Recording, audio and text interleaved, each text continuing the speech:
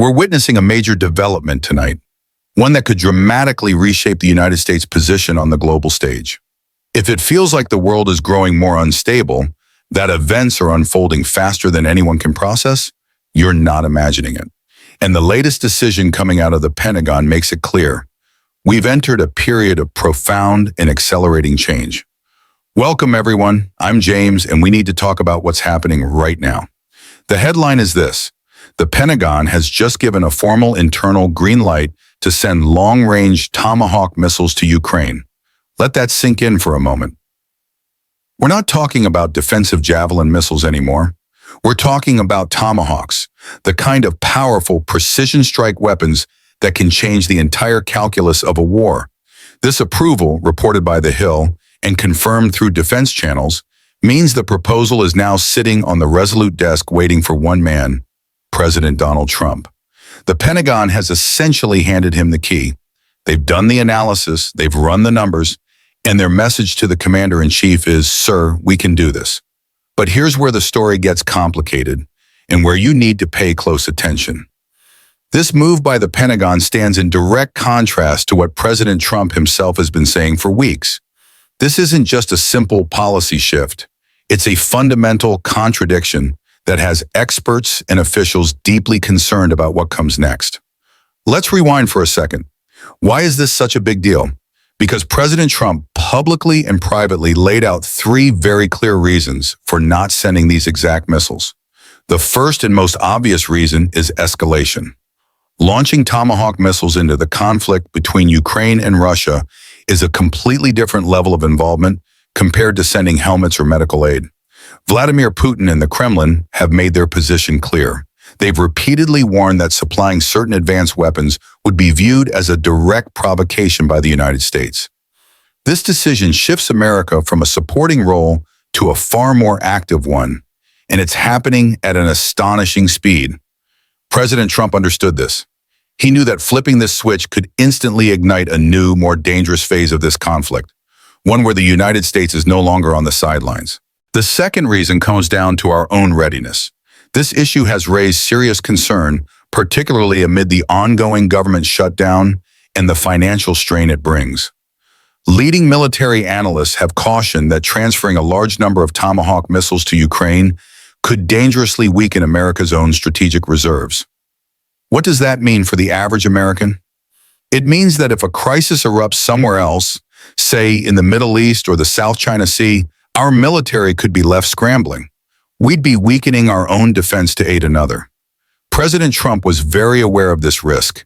He questioned the logic of making America potentially vulnerable for this very purpose. Reason number three, and arguably the most frustrating from a strategic perspective, is time and practicality. Reports suggest it could take months to train Ukrainian forces to effectively operate and maintain these sophisticated missile systems. And in a conflict that shifts by the day, a few months can feel like a lifetime. Furthermore, there were even whispers from Ukrainian officials that they might never even use them. The request was more about symbolic posturing than tactical necessity. So the question the president rightly asked was, why go through all this trouble, all this risk for a weapon that might not even make a difference on the battlefield? Now fast forward to today. The Pentagon's new assessment, the one that forms the basis of this shocking approval, seems to directly counter at least one of those major objections. Their analysis now claims that providing a batch of Tomahawks would not, in fact, negatively impact U.S. stockpiles. They're essentially telling the president, don't worry about that second reason anymore. We've crunched the numbers and we're good. But that does nothing to address the first and most dangerous concern, escalation with Russia. And it does little to solve the third issue of training and actual use. So we are left with a monumental contradiction. The Pentagon is pushing forward with a plan the president was deeply skeptical of, based on a revised calculation about our stockpiles. It creates an impossible situation. Does President Trump choose to overrule his own military advisors, the very people he depends on to safeguard national security? Or does he set aside his instincts and risk provoking a response from Vladimir Putin that no one can truly anticipate? This is the high-stakes dilemma unfolding in the White House at this very hour. The green light has been given. The keys have been handed over. The world is watching. And the question on everyone's mind is, what will President Trump do now? This single decision could define our relationship with Russia for a generation. It could mean the difference between a contained conflict and a widening war. But the missile decision is just the first domino to fall. Because when you make a move like this on the global chessboard, the other player doesn't just sit still. Russia's response was immediate and deeply alarming. What followed drove the world to a level of tension we haven't experienced in more than 3 decades. And that is exactly what we're going to break down next. So the Pentagon flipped the first domino by approving those Tomahawk missiles. But if you thought that was the end of the story, think again. Because in the high-stakes game of global power, no move goes unanswered. Moscow's reaction seemed lifted straight from a Cold War nightmare. Just days after the Pentagon's approval made headlines, the answer was clear. Reports and satellite footage started emerging, showing Russia testing missiles that experts warn could be nuclear capable. Now, listen carefully to that term.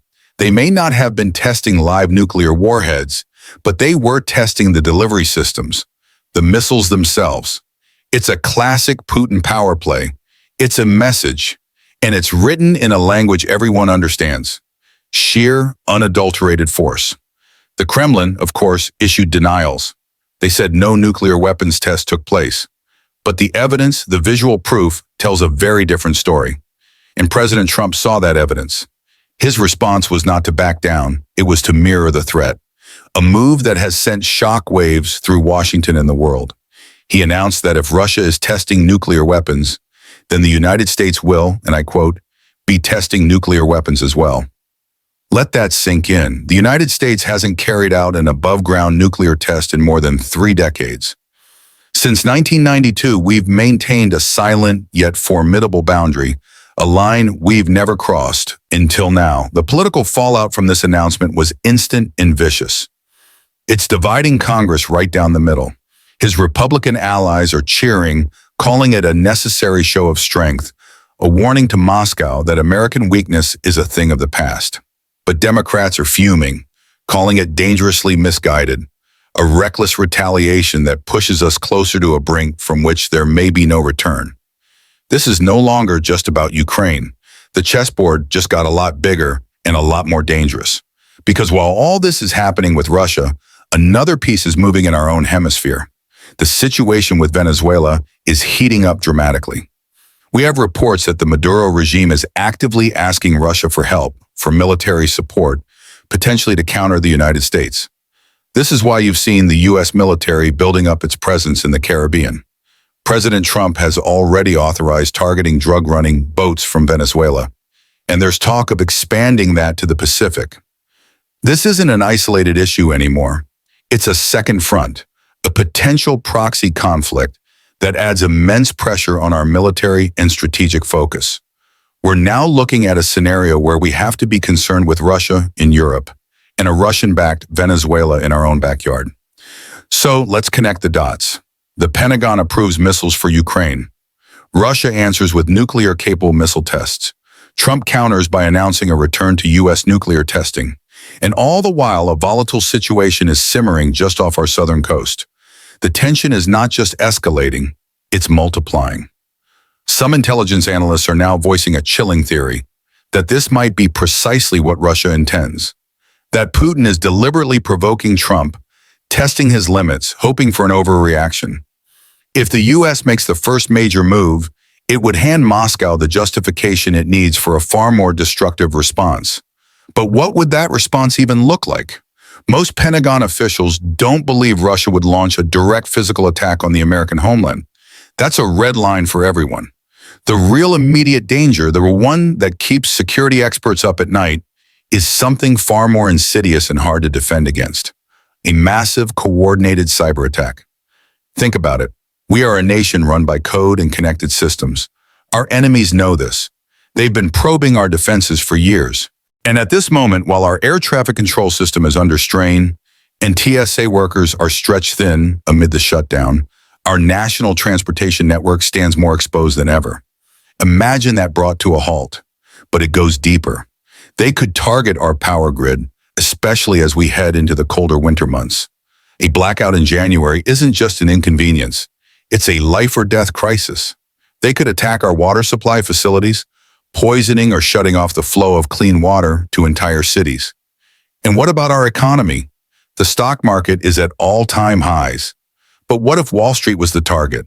What if a sophisticated cyber attack triggered a massive, instantaneous crash? Or think back to the Microsoft outage that crippled offices and services nationwide, or the AWS failure that knocked out massive portions of the internet. And keep in mind, those were just technical glitches. Now imagine that same level of chaos, but deliberately orchestrated by a foreign state intent on causing maximum damage and panic. Our banks, our businesses, our communication, it could all just stop. This is the new face of global conflict. It's not just soldiers and missiles anymore. The front lines are now in our homes, on our phones, and in our power outlets. The approval of those Tomahawk missiles didn't merely spark a diplomatic clash.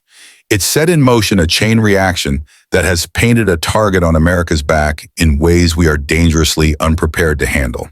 The question is no longer just what will happen overseas. The question is what will happen here, to us. And more importantly, are you ready for it? So here we are. The missiles are approved. The nuclear threats have been made, and the cyber war drums are beating. You might be sitting at home watching this and asking one very simple, very reasonable question. What does this actually mean for me and my family? Let's be real. It feels abstract, right? A war of words between world leaders thousands of miles away. But I need you to understand something crucial. The nature of conflict has changed, and the battlefield is now digital. And that digital battlefield runs straight through your living room. Let's talk about the most immediate threat, the one that doesn't require a single soldier to cross an ocean. A coordinated cyber attack. We've already seen the warning signs. Think back to the Microsoft outage that brought businesses to a standstill, or the AWS crash that wiped out half the internet for an entire day. Those were accidental system failures, unintentional mistakes. Now picture that same kind of chaos, but deliberately unleashed. Imagine it orchestrated by a state actor like Russia, designed with one goal in mind, to create maximum disruption and widespread panic. This isn't a movie plot. This is the number one concern in security briefings right now. Where would they hit? Think about our most vulnerable points. Our financial system, Wall Street. What if a sophisticated attack triggered a flash crash, wiping out trillions in wealth in minutes and shattering confidence in our markets? Our infrastructure. Our power grid is a complex, aging system.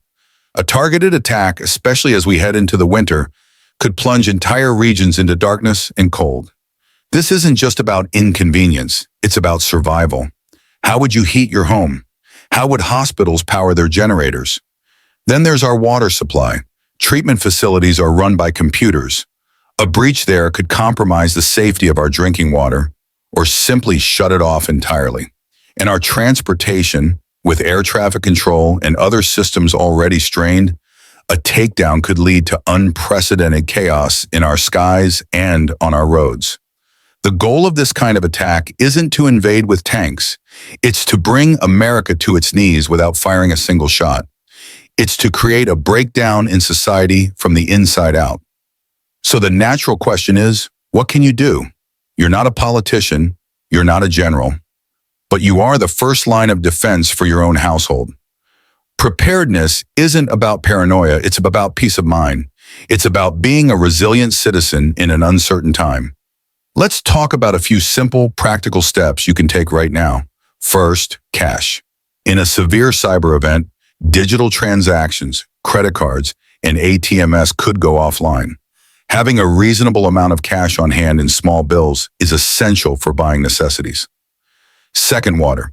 The official recommendation is to have 1 gallon of water per person per day for at least 3 days. That's a minimum. Fill up some containers and have them ready. Third, food.